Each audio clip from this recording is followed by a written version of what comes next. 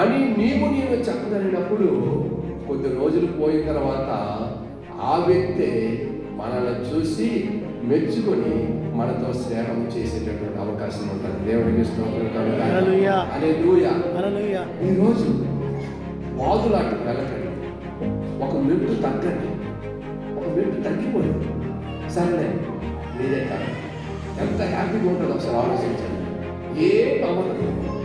మనము ఒక మెట్టు తగ్గినందు వలన, కొద్దిగా తగ్గించుకున్నందు వలన మనకి ఏ విధమైనటువంటి హాని జరగదు, ఏ విధమైన ఇబ్బంది జరగదు, మనకి ఏమీ తరిగిపోదు. దేవుడికి స్తోత్రం. హెచ్చువాడి యందు మనసు ఉంచక తక్కువాడి యందు ఆసక్తి కలిగి ఉండండి. అంటే ఇదే పేతురంటాడు, మీరు ఈ మంచి విషయంలో ఆసక్తి కలిగి ఉండండి, మీకు ఎవరు కూడా హాని చేయండి. ఒక మెట్టు తగ్గగలమా? ఈరోజు వాక్యం విని బయటికి వెళతాం.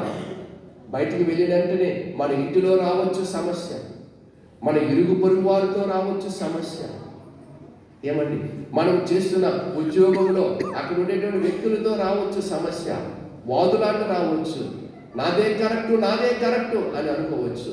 ఈరోజు పరిశుద్ధాత్మ దేవుడు చెప్తున్నాడు, ఒక మెట్టు తగ్గిపో అమ్మా, నీదే కరెక్ట్, అయ్యా నీదే కరెక్ట్, ఓకే అని వారికి చెప్పగలిగినప్పుడు మనకు నెమ్మది, మనకు ప్రశాంతత అన్ని దేవుడు ఇస్తాడు.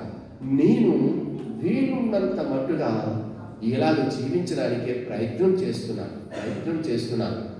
నేను జయించగలనని నేను నమ్ముతున్నాను. ఏంటంటే సరేలే నీదే కరెక్ట్, ఏమి రావదు.